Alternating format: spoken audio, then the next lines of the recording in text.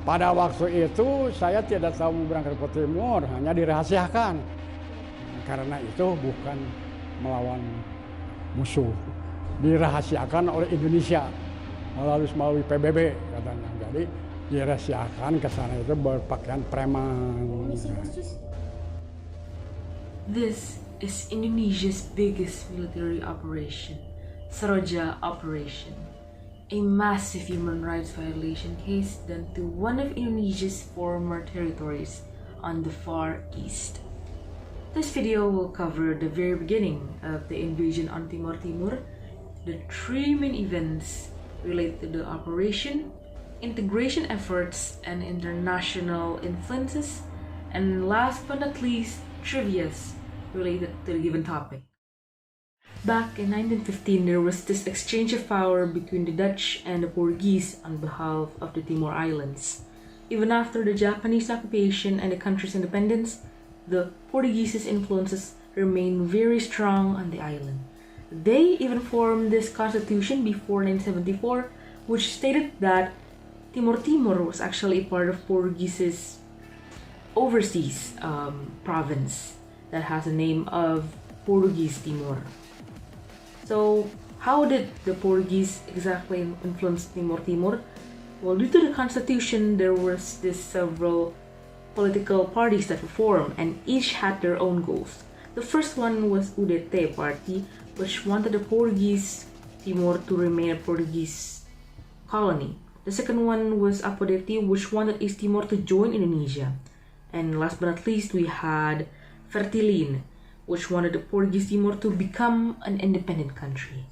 As you can see, according to researches, this Fertilin group was actually a leftist organization which aligned to communism and so on, and they formed this another group called Falintil. So, how about the Indonesian? As you can see, Indonesian nationalists and hardline military, particularly the leaders of Kopkamtib intelligence agency and the Special Operations Unit OPSUS, saw the Portuguese coup, which was Andrayane operation, as an opportunity to East Timor to be annexed by Indonesia. The head of OPSUS and close advisor to President Suharto, Major General Ali Murtopo, and his protege Brigadier General Beni Murdani, led military intelligence operations there. Although Indonesian political factors in the mid-1970s were not conducive to such expansionist intentions. It was revealed that the Portuguese colonialist forces had actually left the island back in August 75, leaving the people there afraid and worried about this potential invasion from Indonesia. Unfortunately, what they were afraid of became true. On December 7th, the capital Dili was bombed by the Indonesian Navy, leading to a battle between them and the extremists of Falintil. On December 10th, the second city, Baucau, was also fell to the Indonesian army.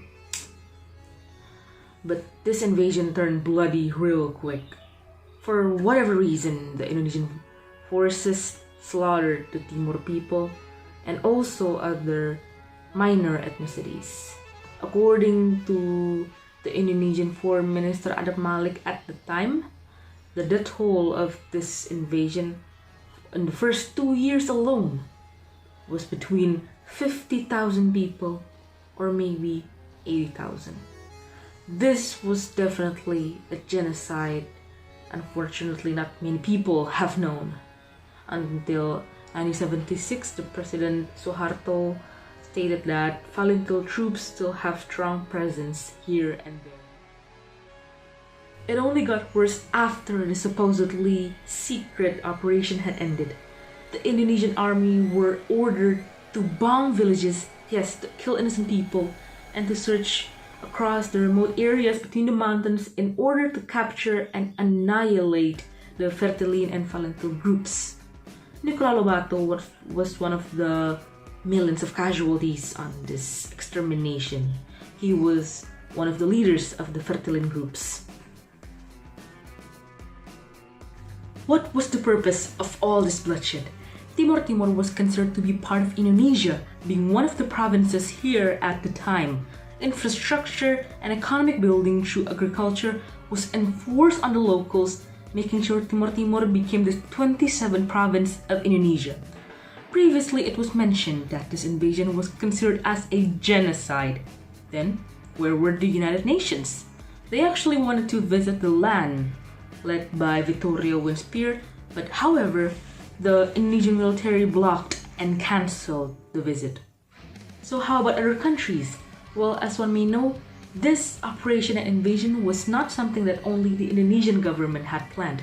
Other countries, including the United States, England, and also Australia, was part of this operation.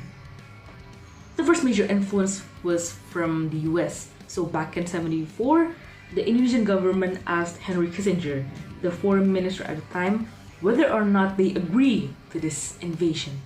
Well, one question came up to mind. What was the purpose of them asking the US? Well, as one may know, this operation was heavily tied to the Cold War, where at the time there were significant numbers of global superpowers in which the US was part of them. Other factors include the fact that the US acknowledged Indonesia as their most prominent ally on the region since their defeat in Vietnam.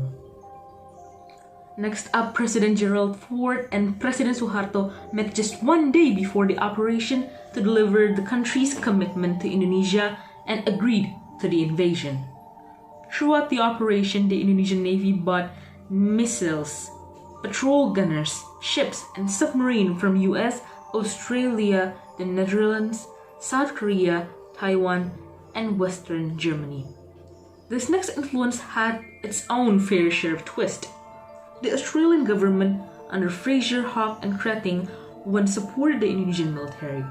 However, once the disappearance of 5 Australian journalists came to surface, the two countries' bond became unstable.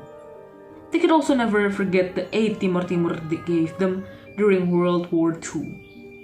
On 1998, the change of the Australian treaty was given to the Indonesian government, stating their favor Timor Timur. They also wanted Indonesia to end all this violence already. The last major influence was England. The country spent approximately £1 million on military trainings in Indonesia. War in East Timor became the most massive military mobilizations in Indonesian history. It involved tens of thousands of soldiers just to execute one thing: to prevent Timor Timur from being independent. After this tragedy, Timor Timur people will remember it fondly.